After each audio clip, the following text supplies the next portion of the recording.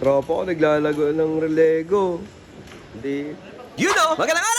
Maaga nga ang ating call time para makover ang debate ng Vice Mayor at ng Mayor dito sa Olongapo City. Siyempre, kasama ang buong team ng Granny Ben Studio at ng K5 News FM. Kaya nga napakaaga namin dyan from 5 a.m. Nandyan na kami para iset up lahat ng gamit. Pasensya na pala sa boses ko, hindi ko pa mabatak dahil medyo na-stress tayo sa sunod-sunod na shoot. From galing ng Romblon at ng Mindoro, bumalik na tayo ng Olongapo. Sa sobrang busy nga, hindi ko na napupuntahan yung mga nag-i-invite sa atin na pwede natin i-content. At nang sa ganon, maipromote na rin ng libre. Sa ganitong setup talaga ng trabaho, talagang kumakain yan na napakahabang oras. From 5 a.m., na-estimate na namin na maka 7 p.m. pa kami ng gabi matapos dyan. Pero ganun pa man, sanay na tayo dyan. Napanood nyo naman na ang live debate na to. Pero ikikwento ko na lang dito kung ano yung naging pagkain ko dyan. Kaya habang nagde-debate sila, syempre, nandito lang tayo sa Gedli. At pumipitas ng Sam's Pizza. Grabe yo, ako rin yung bumawas sa niyan. Sa habangan ng program na yan, sa tingin ko, mauubos ko yan. Kaya habang nagde-debate sila dyan, nandito lang tayo sa Gedli. Alam mo na, kain! Nakakatawa rin trabaho na to kasi libre lagi ang pagkain mo. At syempre, pagkatapos mo kumain, matulog ka naman. Pero sa totoo lang, nananalangin tayo. Joke lang, break time yun, kaya nakaidlip tayo dyan. Pero roll pa rin tayo dyan hanggang matapos ang programa na yan. Congratulations pala sa K5 FM News sa matagumpay at maayos na debate na ito. Kaya magkita po ulit tayo sa susunod na debate. Kunin nyo po ulit kami. Enjoy talaga yung ganitong trabaho. Nabubusog ka na, nabubusog pa ang iyong bulsa. At para sa mga kandidato naman tumatakbo, good luck po sa inyong lahat. At sa mga mananalo naman po, advance congratulations po sa inyo. Mabuhay po kayo at aabangan ko ang balato nyo. Bye!